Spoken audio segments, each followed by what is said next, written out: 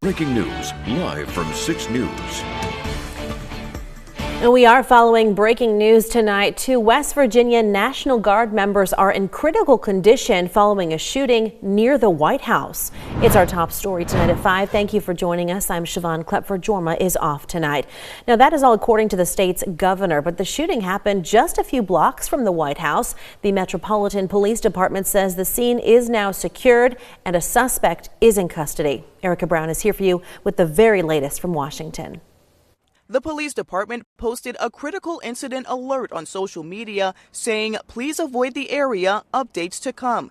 Joint Task Force DC, coordinating National Guard deployments and operations, confirmed they were aware of an incident involving a National Guard member. On social media, President Trump said in part, the animal that shot the 2 National Guardsmen is also severely wounded, but regardless will pay a very steep price.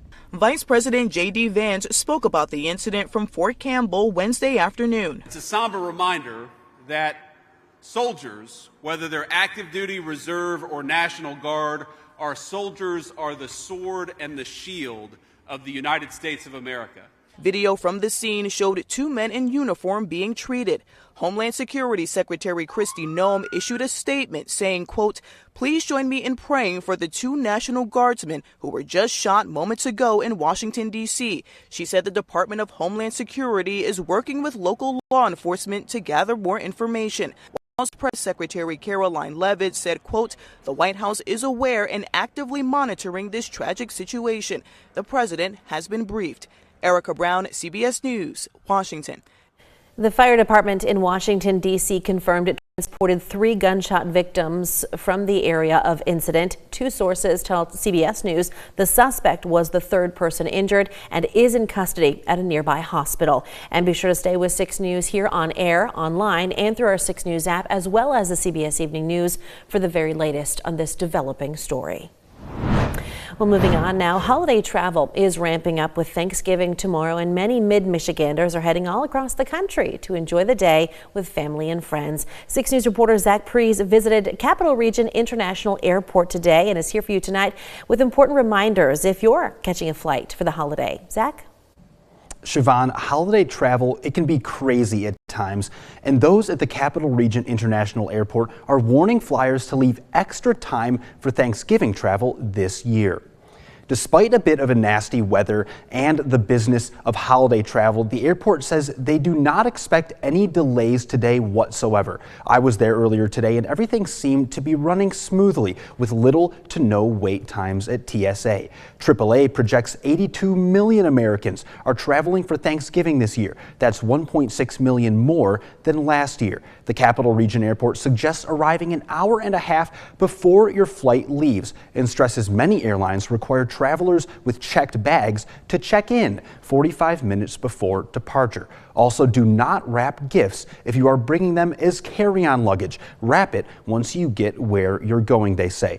And if you want to fly with food, they say solids like turkey, pie, or baked goods are okay, but liquid gels exceeding 3 ounces are not allowed. One family I spoke to says their holiday travel, it's been smooth so far, and they're excited to enjoy the holiday.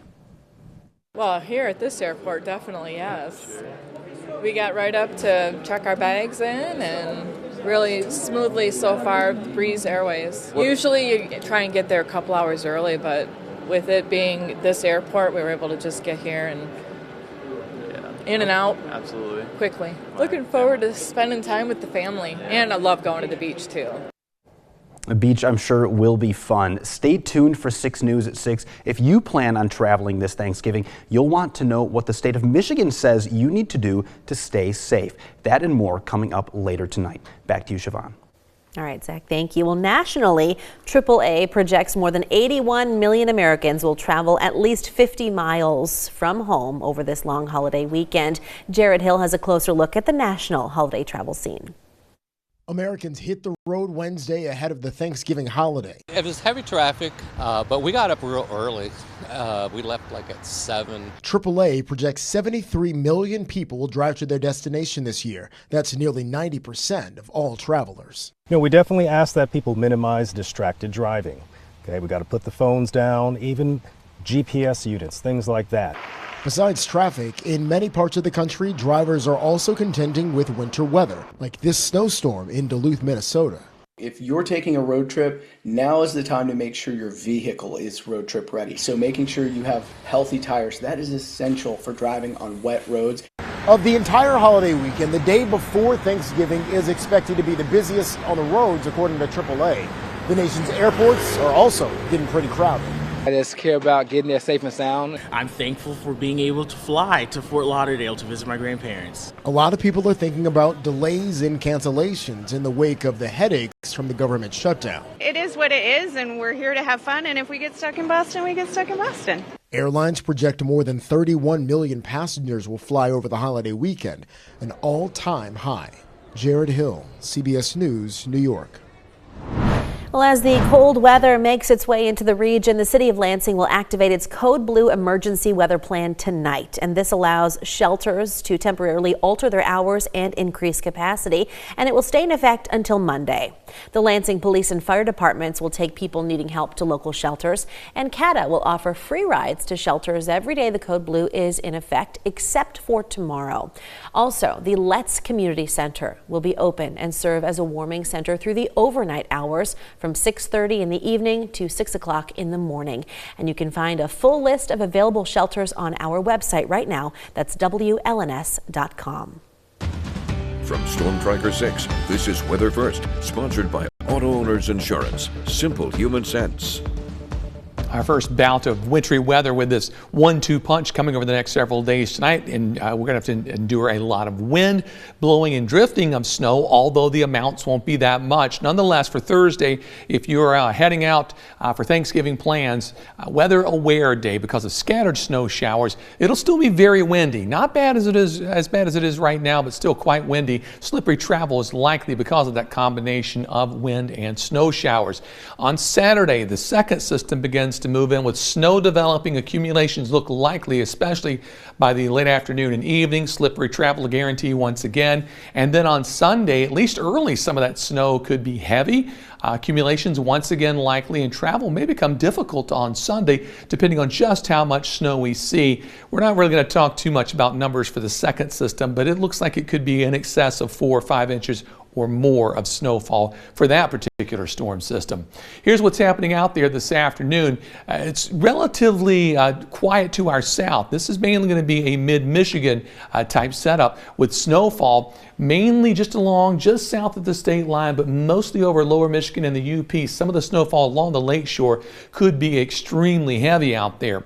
As we zoom in just a bit, you can see that so far it looks more widespread than anything, but eventually later this evening, we're going to start to see some distinct bands of snow setting up. So some areas won't see as much beyond early this evening. Some areas will continue to see heavy snow thanks to the lake-enhanced nature of our system. By early tomorrow morning, there you go. That looks a little more like lake effect snow. We hit and miss snow showers throughout the day, just depending on where you are. To the north and northwest will be where the heaviest snowfall comes down. As we move into Friday, quiet weather begins to take hold. Still a flurry possible, but we'll probably sprinkle in some sunshine as well, and then less and less activity by Friday evening as we await storm system number 2 on Saturday.